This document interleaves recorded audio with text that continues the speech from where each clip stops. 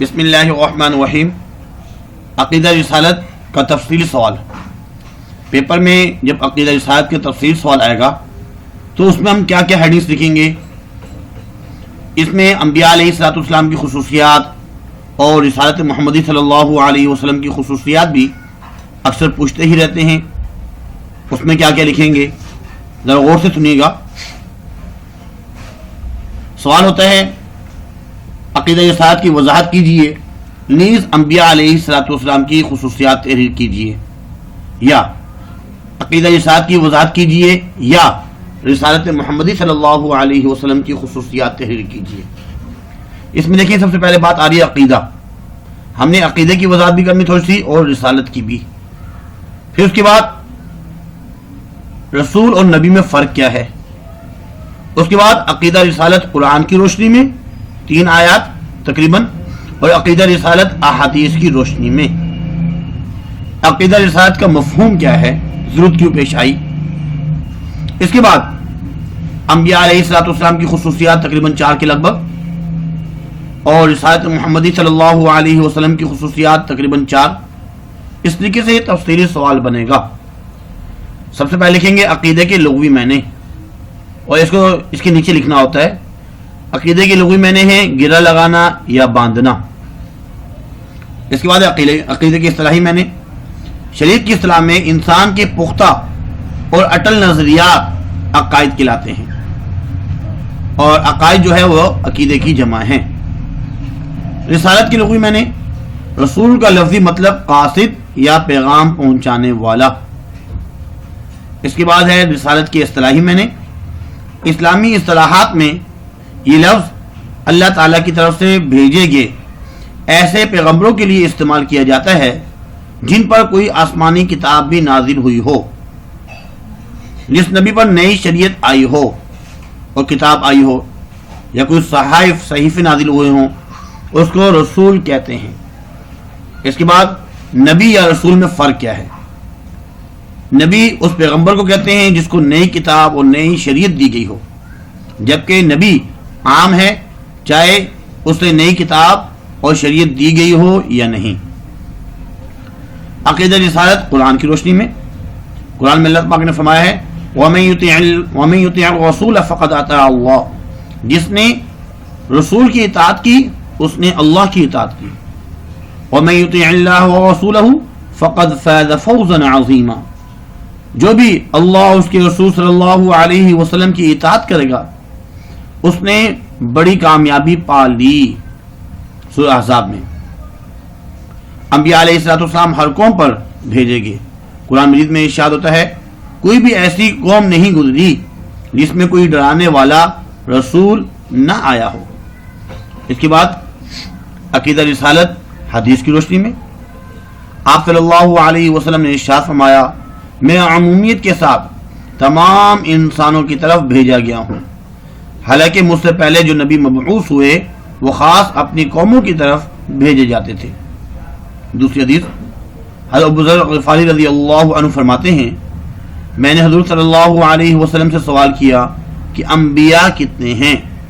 آپ صلی اللہ علیہ وسلم نے فرمایا 1,24,000 یا اس سے زیادہ. میں نے سوال کیا ان میں رسول کتنے ہیں تو فرمایا 313. اس کے بعد رسالت کا مفہوم.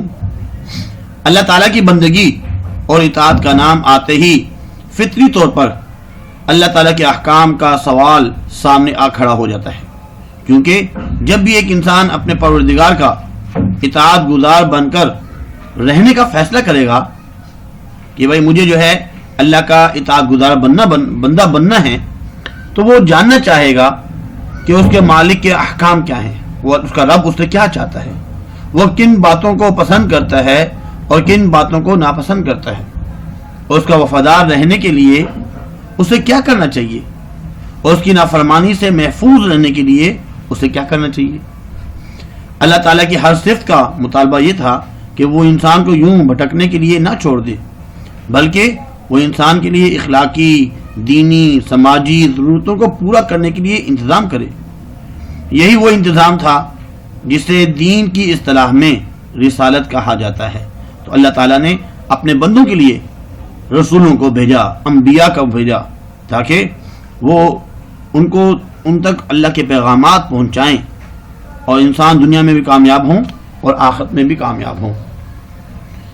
اس کے بعد اگر انبیاء علیہ الصلوۃ والسلام کی خصوصیات پوچھ لیں تو یہ لکھیں گے انبیاء علیہ الصلوۃ والسلام کی خصوصیات: انسان کو جس طرح ہوا اور پانی کی ضرورت ہے، اسی طرح الہام ہدایت اور انبیاء کی تعلیم کی ضرورت ہے۔ انبیاء علیہ الصلوۃ والسلام کی جو تعلیمات ہے، ان کے ارشادات، فرمودات، یہی وجہ ہے کہ اللہ تعالیٰ نے سب سے پہلے انسان حضرت آدم علیہ الصلوۃ والسلام کو بھیجا اور انہیں منصب نبوت سے سرفراز کیا۔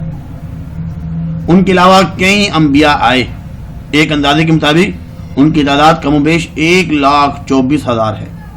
قرآن مجید میں انبیاء علیہ الصلوۃ والسلام کی جو خصوصیات بیان کی گئی وہ مندرجہ ذیل ہیں۔ ایک ہے بشریت۔ اگرچہ انبیاء کرام روحانی اعتبار سے عام انسانوں سے بہتر ہیں، افضل ہیں، اکمل ہیں، اس کے باوجود وہ سب انسان ہی تھے۔ وہ نہ فرشتوں کے گروہ سے تھے اور نہ جنوں کے گروہ سے۔ اس لیے ہر نبی نے ہمیشہ اس بات کا اعلان کیا کہ میں تمہاری طرح کا انسان ہوں۔ سورۃ ابراہیم کی آیت میں ہے، وضاحت سے بیان ہے کہ بلا شبہ ہم تمہاری طرح انسان ہیں۔ اس کے بعد ودیت، وہابیت، عطا۔ ودیت کے معنی ہے رسالت ودیت کے جو معنی ہوتے ہیں کہ ہبہ کرنا، عطا کرنا، دینا۔ رسالت کوئی ایسی چیز نہیں جو محنت، تلاش اور جستجو سے مل جائے، کوشش سے مل جائے، بلکہ وہ اللہ کا عطیہ ہے، عطا ہے۔ اس شخص کو ملتی ہے نبوت جس کو وہ عطا فرماتا ہے۔ سورۃ انعام میں اللہ تعالیٰ فرماتے ہیں اللہ زیادہ بہتر جانتا ہے کہ اس نے اپنی پیغمبری کے لیے کس کو سپرد کرنا ہے، کس کی سپرد کرنی ہے۔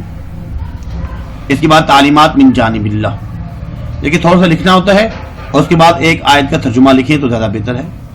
اب ہے تعلیمات من جانب اللہ، تھوڑا سا ان کے بارے میں لکھ دیا اور قرآن آیت لکھ دی۔ اس میں لکھیں گے پیغمبر دین اور شریعت کے نام پر جو کچھ انسانوں کے سامنے پیش کرتے ہیں وہ سب اللہ کی طرف سے ہوتا ہے۔ وہ ہدایت ربانی کے تابع ہوتے ہیں، نہ خود ان کی کوئی مرضی ہوتی ہے۔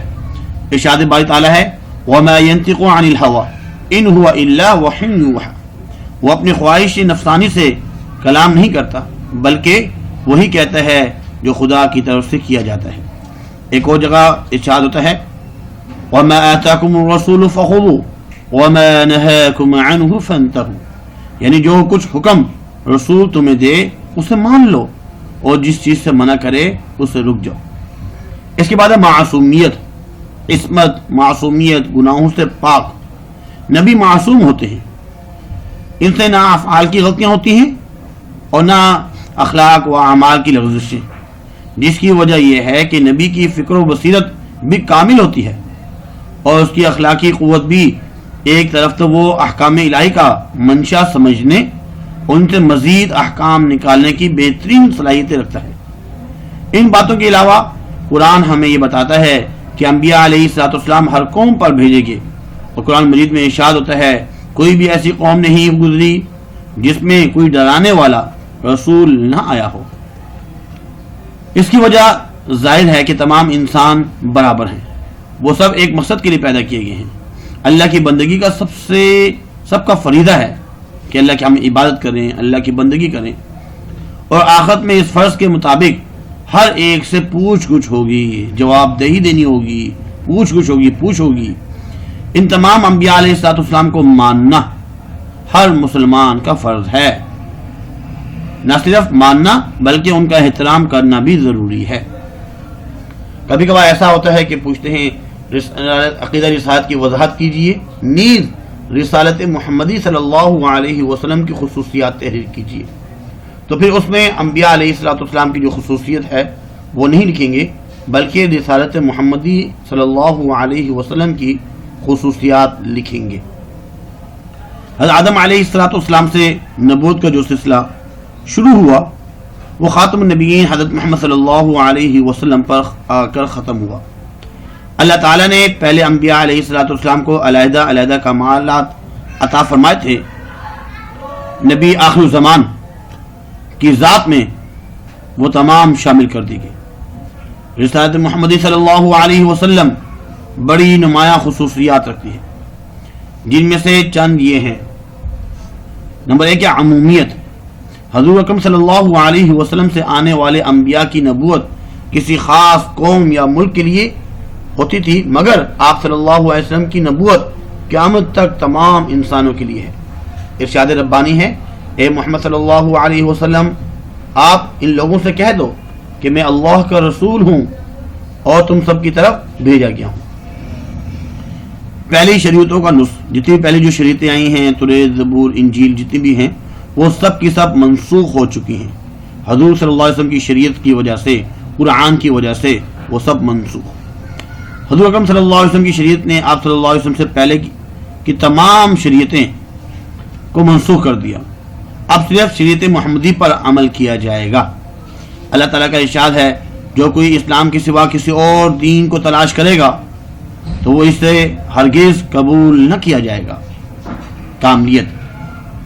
حضور صلی اللہ علیہ وسلم پر اللہ کے دین کی تکمیل ہو گئی، دین کامل ہو چکا ہے، اب کسی مزید چیز کی ضرورت نہیں ہے، دین کامل عطا فرمایا گیا ہے، قرآن اور حدیث میں موجود ہے، اس لیے اب کسی اور دین کی ضرورت نہیں رہی۔ سورۃ مائدہ میں آتا ہے، الیوم اکملت لکم دینکم، آج میں نے دین تمہارے لیے مکمل کر دیا اور تمہاری اوپر اپنی نعمت تمام کر دی اور دین اسلام کو تمہارے واسطے پسند فرمایا۔ اس کے بعد ختم نبوت کے بارے میں لکھتے ہیں کہ ختم نبوت سے مراد یہ ہے کہ حضور صلی اللہ علیہ وسلم اللہ تعالیٰ کے آخری نبی ہیں۔ اللہ تعالیٰ نے آپ صلی اللہ علیہ وسلم کو اس جہاں میں بھیج کر بعثت انبیاء کا سلسلہ ختم فرما دیا۔ وہ جو ایک سلسلہ چلا آ رہا تھا حضرت آدم علیہ السلام سے، تقریباً 1,24,000 جو انبیاء علیہ السلام مبعوث ہوئے تھے، وہ سلسلہ حضور صلی اللہ علیہ وسلم پر آ کر ختم ہو گیا۔ قرآن میں بھی اللہ پاک فرماتے ہیں، ما كان محمد ابا احد من رجالكم ولكن رسول اللہ وخاتم النبیین۔ محمد صلی اللہ علیہ وسلم مردوں میں سے کسی کے والد نہیں ہیں، لیکن اللہ کے رسول ہیں، وخاتم النبیین، اور خاتم النبیین ہیں۔ حدیث میں بھی آتا ہے، قال النبی صلی اللہ علیہ وسلم، انا خاتم النبیین لا نبی بعدی، میں آخری نبی ہوں اور میرے بعد کوئی نبی نہیں آئے گا۔ آپ صلی اللہ علیہ وسلم کی رسالت آئندہ تمام نسلوں کے لیے کافی ہے۔ اس کے علاوہ حفاظت قرآن کے سلسلے میں جو آیت ہمیں ملتی ہے، وہ بھی ختم نبوت کے سلسلے کی ایک کڑی ہے۔ قرآن پاک میں ارشاد ہوتا ہے، انا نحن نزلنا الذکر وانا له لحافظون، ہم نے اس قرآن کو نازل فرمایا ہے اور ہم ہی اس کی حفاظت کرنے والے ہیں۔ ثابت یہ ہوتا ہے کہ اللہ تعالیٰ نے اپنے دین کی تکمیل کے بعد اس کی حفاظت کا وعدہ بھی کر لیا، تو بعد میں رسالت کی ضرورت باقی نہ رہی۔ تو اس میں 4 ہیڈنگز بنیں گے، ایک ختم نبوت ہو گیا، کامیت ہو گیا، عمومیت اور پہلی شریعتوں کا نسخ، اور اس کے علاوہ معصومیت، تعلیمات من جانب اللہ، ودیت اور بشریت، یہ 4 خصوصیات انبیاء علیہ السلام کی۔ امید کرتے ہیں کہ آج کا لشکر جو ہے لیکچر آپ کو سمجھ میں آیا ہوگا، کیونکہ عقیدہ رسالت کے بارے میں بہت ہی امپورٹنٹ یہ کوشچن ہے۔ الحمدللہ اکثر اسٹوڈنٹ نے میرا چینل سبسکرائب کیا ہوا ہے، ان تک وقتاً فوقتاً جو ہے ہماری ویڈیو پہنچتی رہتی ہے۔ فرسٹ ایئر کی جو اسلامیات نہیں آئی ہے، اردو نہیں آئی ہے اردو، تو اردو کے بھی الحمدللہ ہم نے کافی لیکچر تیار کر لیے ہیں، اپلوڈ بھی کیے ہیں، اور پلے لسٹ میں بھی اگر آپ دیکھنا چاہیں اس میں موجود ہے۔ اس کے علاوہ ڈسکرپشن میں اس کی تمام لنکس موجود ہیں اسلامیات کی بھی، تو اس سے بھی آپ جو ہے استفادہ حاصل کر سکتے ہیں۔ آپ سے اجازت چاہیں گے، اللہ حافظ، وما علینا الا البلاغ المبین، جزاکم اللہ خیر۔